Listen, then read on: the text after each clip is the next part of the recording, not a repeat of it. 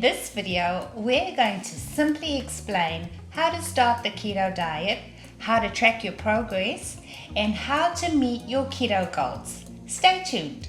Hi, and welcome to Cook with Mel. If you're returning, welcome back.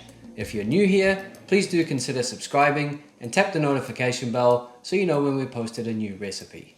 It'll only take you a second and it'll really help out the channel.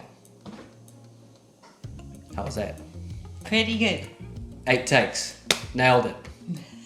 We've seen a lot of questions and really confusion on social media about people just wanting to understand keto. Where do they start? How do they navigate through this diet? So what we want to do is just expand on it and help you as a viewer understand everything there is to know about how to be successful on this diet. Firstly, let me say that keto is a high-fat, medium protein, low-carb diet. We've seen a lot of people promote high protein. And what a high protein diet is, it's for people who are trying to build muscle. It's a good diet, but that is actually not keto. Keto promotes a high fat percentage to teach your body to use fat as a fuel instead of carbs and sugars. So, the next question is, how do we start the keto diet? Okay, so in order to start the keto diet, like any diet, you need to know where you are now, right now. And what I mean by that is you need to know obviously your current weight, you already know your age, your height, etc. And you need to find out how many calories you need to be on in order to start losing weight. So how do you find out what you're supposed to be on? Okay, so to find out what you're supposed to be on in terms of a calorie number for your diet, you need to find out something called your maintenance calories, also known as your total daily energy expenditure, or TDEE for short. And what TDEE means, that's a lot of EEEs, but basically your maintenance calories means the number of calories that you can intake into your body every day, and you will neither gain weight, lose weight, you won't go anywhere. You'll just maintain your weight, your maintenance calories. It's what your body needs to effectively survive and to run your organs and just run your daily life. Say that happens to be 2,000 calories a day. If you eat 2,000 calories a day every day, you won't gain weight or lose weight. If you want to lose weight, you need to be in a calorie deficit. So you need to subtract some calories, maybe 300 to 500. So you would eat then 1,700 or 1,500 calories if you want to be really aggressive with your diet. It puts you in a calorie deficit, forcing your body to go elsewhere within your body looking for a fuel source. And what it ends up doing is burning your stored fat. So the next question you may ask is, how do we find out what our TDEE is? Okay, and that's very simple. So what I'm going to do is I'm going to throw a screen recording up onto the screen. Let me just go into a web browser here. And where we're going to go to is tdeecalculator.net. As I say, you'll see it on the screen recording there. It asks you for some basic information. And you can see here that I've inputted that I'm actually a female, I'm 40 years old, I weigh 200 pounds, I'm 5'5" and I have a sedentary lifestyle, or sedentary, however you say that properly. And what I'm going to do now is hit calculate. And you'll see that it brings up my maintenance calories is 1,894 calories per day. So if I eat that every single day, I won't gain or lose any weight. If I scroll down, you'll see a couple of options at the bottom here. We've got maintenance, cutting, or bulking. Bulking is if you want to gain weight, gain muscle, etc. What we're looking at is cutting. And you'll see here it says, the macronutrient values reflecting your cutting calories of 1,394 calories per day. So we've gone from 1,894 to 1,394. So that's quite an aggressive cut. Now what I would then do, so you've now found out how many calories you need to eat per day to lose weight. So you may find that 1,394, say you are 200 pounds and you're 5'4" and you're 40 years old. you may find that subtracting 500 calories is a little bit aggressive for you because you don't want to end up being hungry at the end of the evening. So you might decide, I'm going to try going 300 less. So you might decide you're going to do 1594. So if you've worked out that you need 1594 calories a day to lose weight, how does that translate to someone trying to start the diet? So that's about 1600 calories, right? So if you're planning to have 4 meals a day, that would equate to around 400 calories per meal. And if you're one of those people that likes 3 meals a day, around about 500 and some odd calories a day. If you're like me, and we'll get to that in a bit, I eat 1 meal a day, so I eat the whole lot in one go. But we'll cover that a bit later on. That's OMAD. Yeah. Right, but so then you now know that you need about 400 calories per meal. So then what you would do is look for recipes that are around that amount. Or you might decide, okay, I'm only allowed so many grams a day for carbs, and you might just want to concentrate on that. You can do that, but it's important to find recipes that are going to support you in that goal. Not all recipes that say keto, not all products that say keto are actually keto. You've got to look at the carbohydrate count. Now that you know how many calories you should be on to lose weight, you now need to find out how many, what are your macros going to be? And macros are macronutrients, and those are carbohydrates, protein, and fat. Okay, to work that out, how much of each that you need per day. So on keto, the carbohydrates should be around about 5% of your total calories. Protein should be between 20 and 25%, and your fat should be between 75 and 80%. But how do you track that? You eat all these foods, you might eat eggs, cheese, this, that, the next thing. How do you know what the component of each is and if you're on track with your goals? And one of the easiest ways to do it is tracking through an app. And there's a million apps that are available. 2 of the more popular ones seem to be MyFitnessPal or Carb Manager. Now, I've used both. My personal opinion, this is just my opinion, Carb Manager is a bit unreliable. I've been using MyFitnessPal for around about 4 years now. And so I'll just take you through quickly. I'll just throw another screen recording up on the screen. I don't know how to say that properly. Opening up MyFitnessPal, if you go to the bottom on the right hand side, there's a More tab. Hit the More tab and you'll see options such as goals, challenges, nutrition, etc. Go into goals, and right here you can, at the top of the screen, you can see calorie, carbs, protein, and fat goals. Now, what was our number of calories? It was 1594. 1594. So if I input that, and you'll see I've already preset, you can change these. 5% carbohydrates, 20% protein, 75% fat. Over on the left, it actually gives you the grams. So 19 grams of carbohydrates, perfect. We should be between 20 and 30 on keto, so 19 is actually really good. Protein, 80 grams, fat, 133 grams. And bear in mind that we are basing these percentages on strict keto. We're not really covering dirty. If you're doing dirty keto or another type of keto, you would just adjust your percentages to suit that.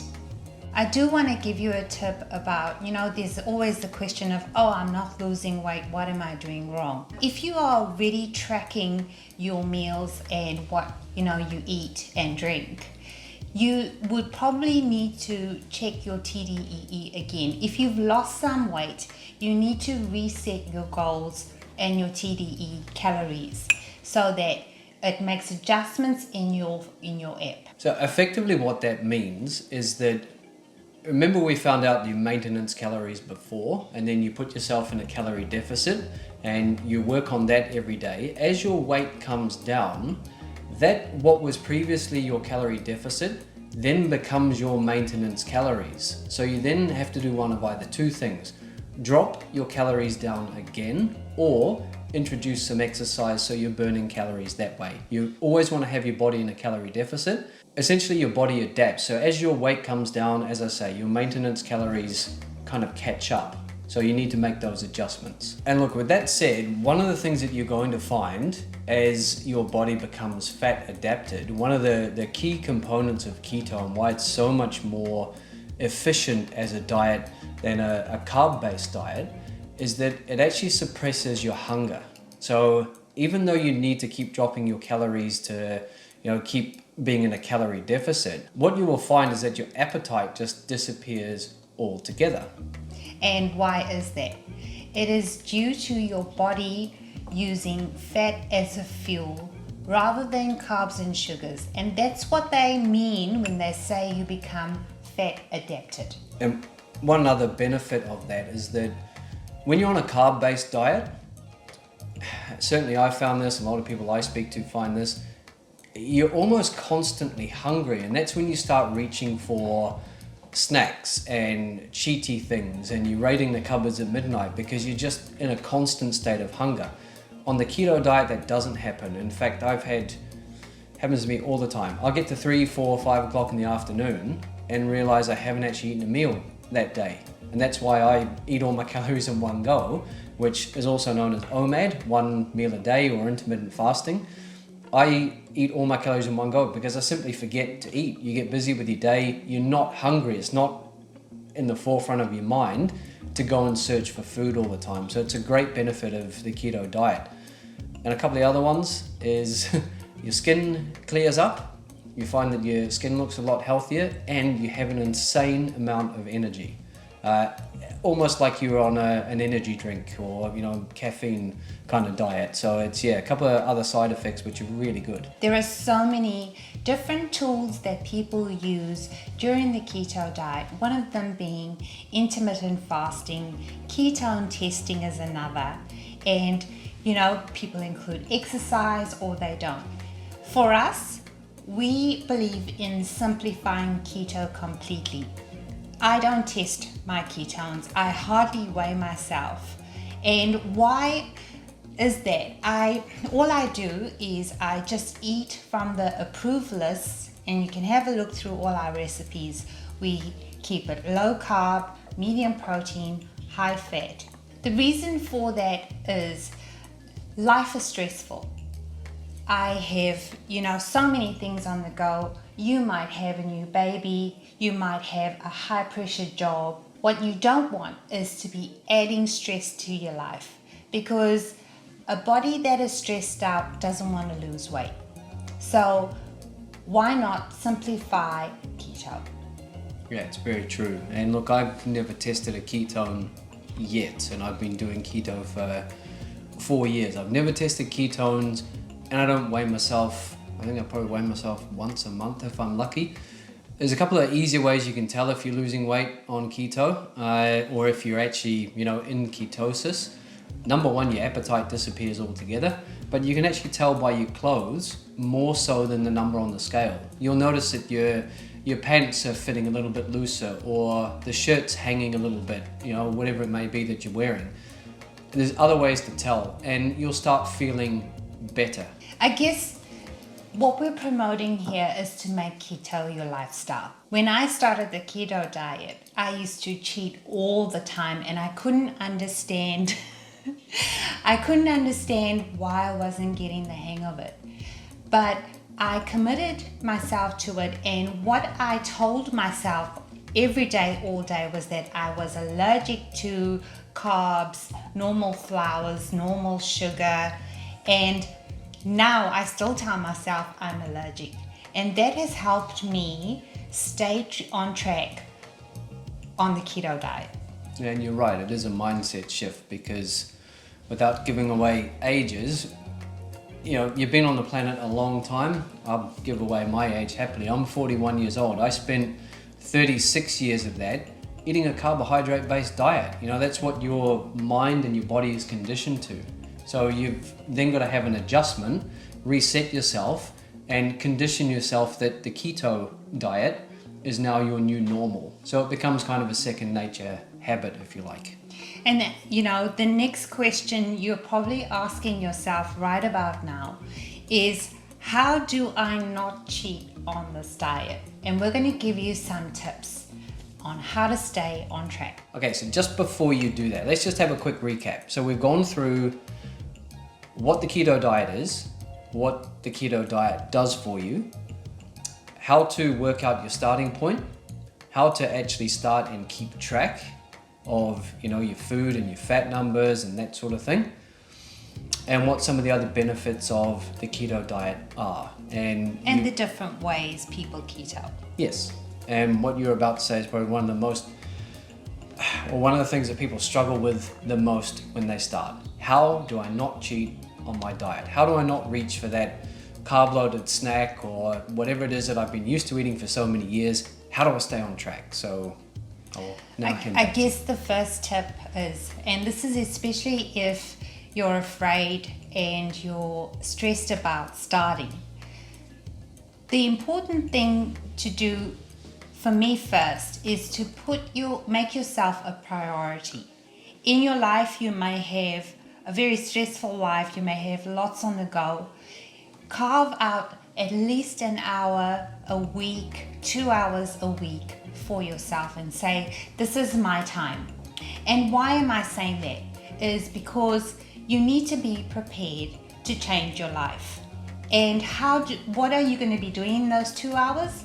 Meal prepping. That has saved my life. I would advise, even before you start your diet, to pick some meals, pick 5 meals, pick a breakfast, lunch and dinner, pick a snack. Make those first and freeze it before you even start.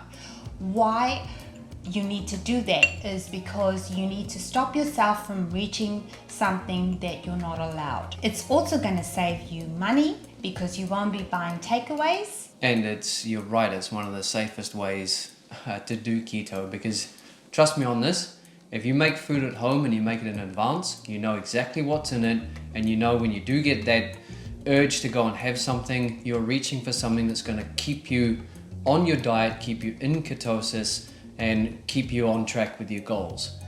Trust me on this, anything that you get outside of your house, your chances of having something carb loaded that's going to throw you out of ketosis or throw you off your diet, around about 95% of the food that you're going to reach for is going to do that. So it makes sense to prep at home and ensure you have the best possible chance of sticking to your diet. So the next question is, how do I start meal prepping when I don't have time? I cook for my family every night, and how do I now cook for my diet? Well, I think the best tip I can give you on how to start meal prepping is simply to double your meals. If you're going to make a curry or you're going to make, roast chicken, double that, and you can put it in a container. Get yourself some containers. So, if you're making a meal for the family, make a double meal. Dish out half of it and put it into a container and freeze it. And, before you start meal prepping or at your next shop, get yourself some plastic containers that are BPA free, and, you'll be ready to go. Our last tip for this video is, before you start keto, decide what foods you normally love. If you love bread, if you love pasta, if you love rice, keto has an alternative for almost everything that you love.